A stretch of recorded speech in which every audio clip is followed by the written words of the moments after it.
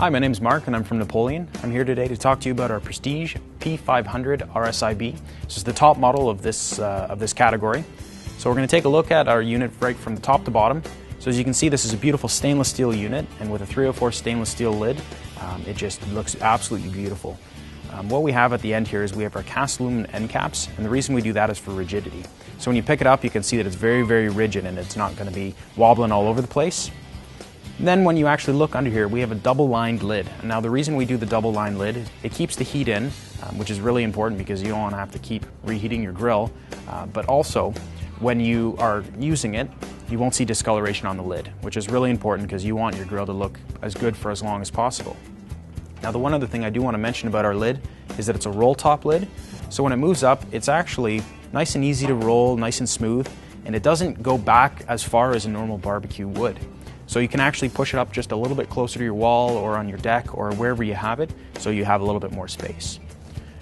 We also have our AccuProbe temperature gauge. Now the temperature gauge is great because, I mean, it's a nice looking piece. It really stands out really nice on this barbecue, and it also reads it accurately. So if you have pulled pork, or if you're cooking some specific type of food that needs to be a specific temperature, you can get it to that temperature and you know that it's going to stay there.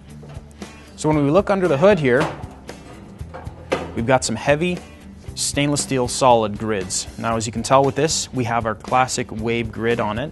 Now, the reason we do that is for a few different reasons. It's obviously a Napoleon when you see it, because we're the only ones who can do this. But when you put your food down on the grill, you actually, more of the stainless steel is touching your food, so it's going to sear it in that much better, and you can get those defined marks. So this is a great way to get your food nice and juicy, because more of the stainless is touching your food. Now, if we look under the grids, we actually have our stainless steel sear plates. Now, these sear plates are actually individual, so we have 7 individual tiered sear plates. Now, we do the tiered system for a few reasons. It gives a more even heat distribution across your entire grill, so you're not going to find nearly as many hot spots, if any hot spots. And then also, we make them individual, so that we do that for a few reasons. We do it so we can tier it, but at the same point, when your juices are dripping off of your food or your sauce is dripping off, it keeps it away from the burner, and you won't get any pooling on your sear plate, so it's not tough to clean, so it actually just goes to where it's supposed to go, right to the bottom of your drip pan there. So under the sear plates, we'll actually find 4 stainless steel burners. They're commercial grade stainless steel burners, and it's 304, so that's a high quality stainless steel. And they're front to back burners as well. Now, the tub that we use here, you're not going to find any porcelain, you're not going to find anything like that. It's a cast aluminum tub. And the reason we use the cast aluminum is it's not going to rust, it's not going to break down, it's not going to crack.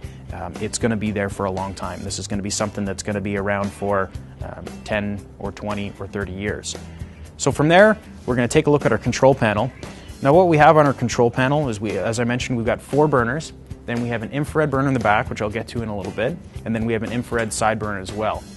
Now, on our control knobs, we actually have a jet fire ignition. So when you turn them, it lights every time.